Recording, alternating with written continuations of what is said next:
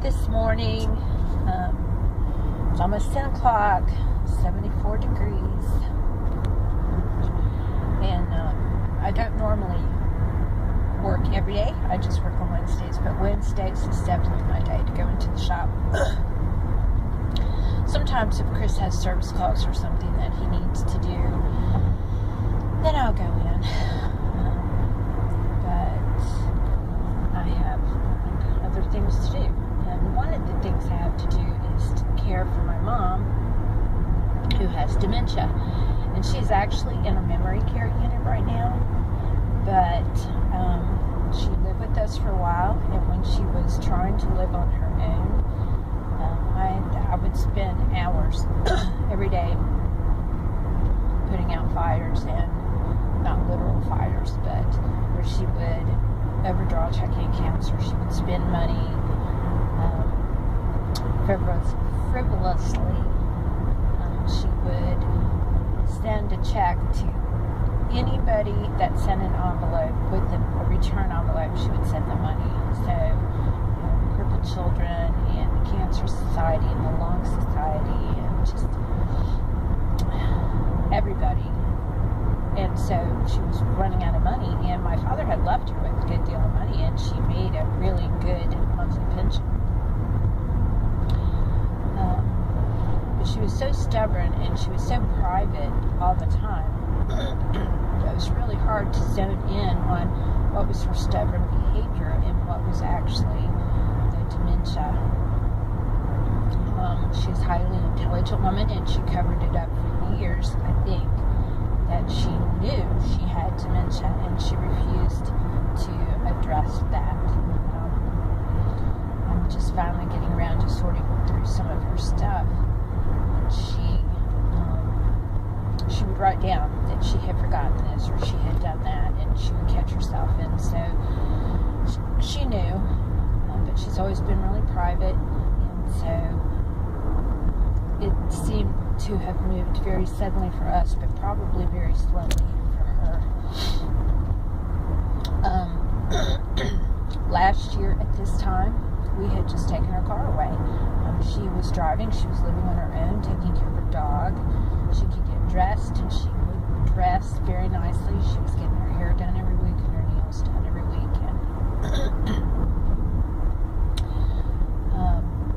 And she was doing great. And so this year, she's in a memory care facility, and she doesn't know any of us.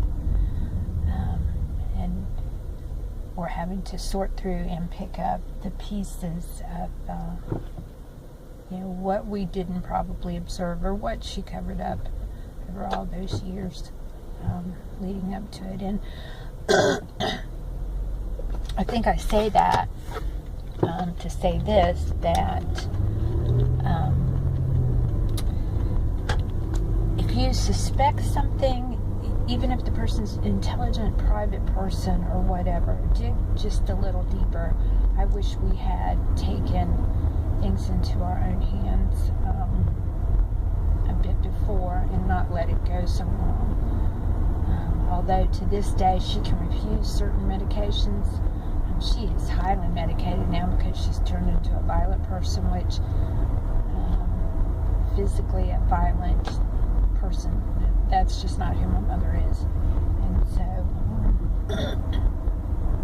anyhow, to us it seemed like it went downhill quickly, but for her it probably had been years of agony knowing that she was losing her memory. So anyhow, that's just my little public service announcement for today,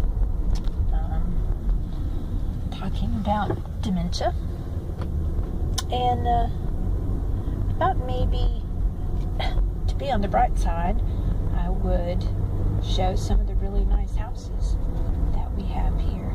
Side, we have a really small town. It's a really old town.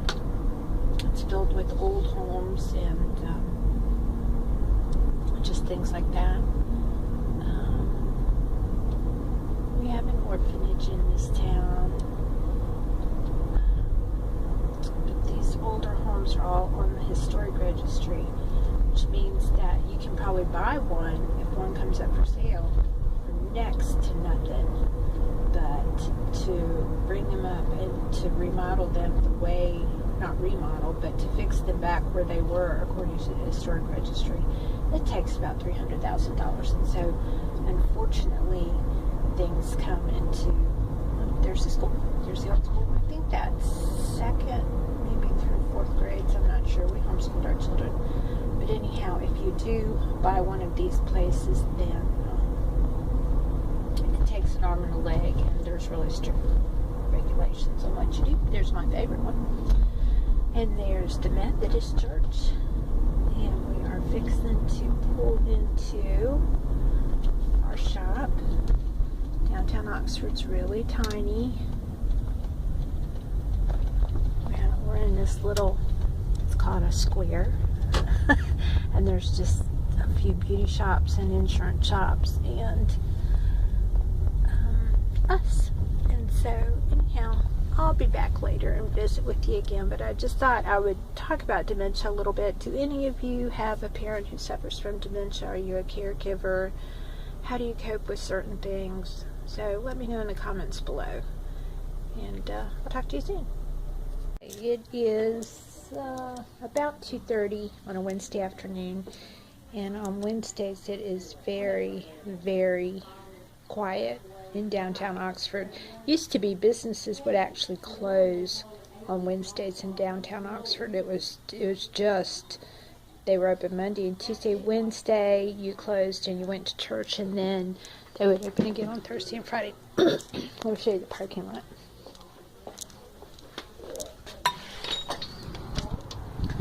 There's like no cars out here, hardly at all, and a lot of times it's full.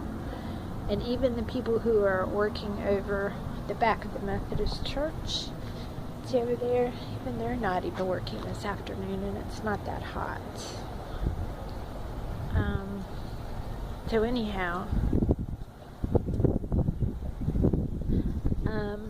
I just thought I would present the video from what I had talked about this morning with dementia. It's just something that's just really hit our family so hard, and I just want to shout out to all you caregivers. We tried. Mom lived with us for 6 months, and she became so violent that she had to go into a facility. So it you know, there's some guilt there about not being able to take care of your mom. So if you're a caregiver, then I applaud you, and know that I support you, and that I would always be here to support you, pray for you, give you encouragement, whatever. So anyhow, I'm going to go back in the shop, although the sunshine feels so good. And guys, have a great day. Like and subscribe. Give us a thumbs up.